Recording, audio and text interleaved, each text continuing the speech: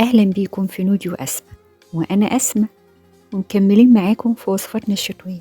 ومينفعش يعدي وما نعملش معاكم التورلي أو الخضار المشكل بالمصري. الحقيقة ليه طرق كتير، بس الطريقة دي سهلة وخفيفة. هنعمله بشكل يطلع معانا خفيف ومش متسبك ومتصلصل، لأنه هيبقى الخضار مع اللحمة ومعاهم صوص قوامه خفيف جدا، فبيبقى طعمه حلو. وأنا بفضله كده الحقيقة من التورلي اللي بيبقى كله صلصة كده وبيبقى تقيل شوية، ومش هياخد معانا وقت في التسوية.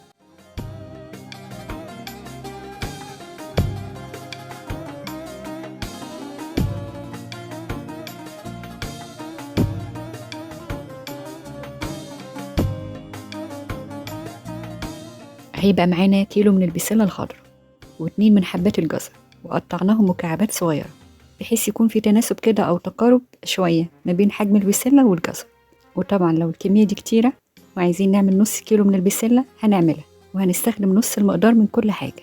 أول حاجة هنسلق الخضار البسلة والجزر في مية يكون ملحها مظبوط، وهنسلقهم نص سلقة، مش هنسويهم للآخر.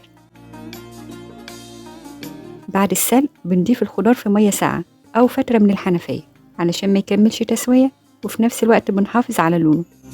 باقي المكونات معانا 4 بصلات حجمهم صغير مش كبير، و4 حبات من الطماطم، دي أنا سلقاهم لمدة دقيقتين، وبعدها بفرمهم في الكبة من غير مية بعد ما تبرد الطماطم تماما. الحقيقة السلقة دي بتدينا تيست حلو في الأكل، مش بتخلي الطماطم حادقة أو فيها مزازة، وبنستغنى عن إن احنا نضيف لها سكر. لكن لو حابين نستخدم الطماطم فريش من غير سلق على طول، بنبشر الطماطم أو نفرمها في الكبة من غير مية برضو، ونضيف لها نص معلقة صغيرة سكر. ومعانا 1.5 كيلو من اللحمة مسلوقة، ومعلقة صغيرة فلفل، ومعلقة كبيرة من الملح. والملح ده هنظبطه حسب ذوقنا. في أي مادة دهنية زيت أو زبدة، أنا استخدمت ميكس ما بين الاتنين، الزبدة والزيت. وهنضيف البصل وهنتبله بقى بالملح والفلفل. احنا هنا مش هنحمر البصل، عايزينه يدبل كده وياخد لون أصفر شفاف. ادي البصل وصل لدرجة اللون اللي عايزينها. في المرحلة دي هننزل باللحمة تقلبتين لمدة دقيقة كده مع البصل، وبعدها بنزل بالطماطم وبرضه بقلبها تقلبتين.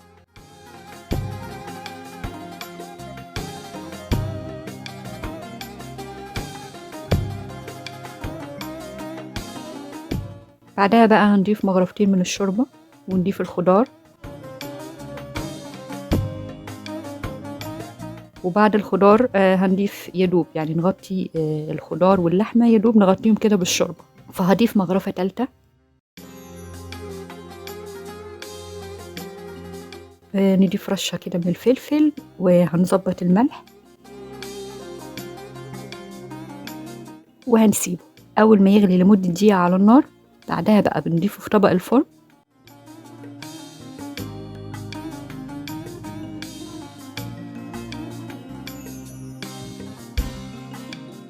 وهنحطه على درجة حرارة 200، بالكتير قوي هياخد معانا نص ساعة. بنحطه على السطح من تحت خالص لحد كده ما يتشرب تلتين من كمية الصوص والخضار يكمل تسوية.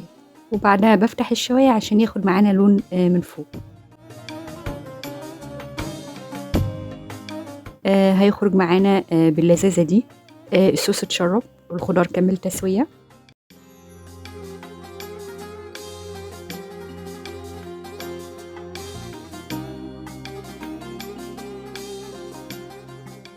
بنقدمه بقى مع رز، أي نوع رز انتوا بتفضلوه.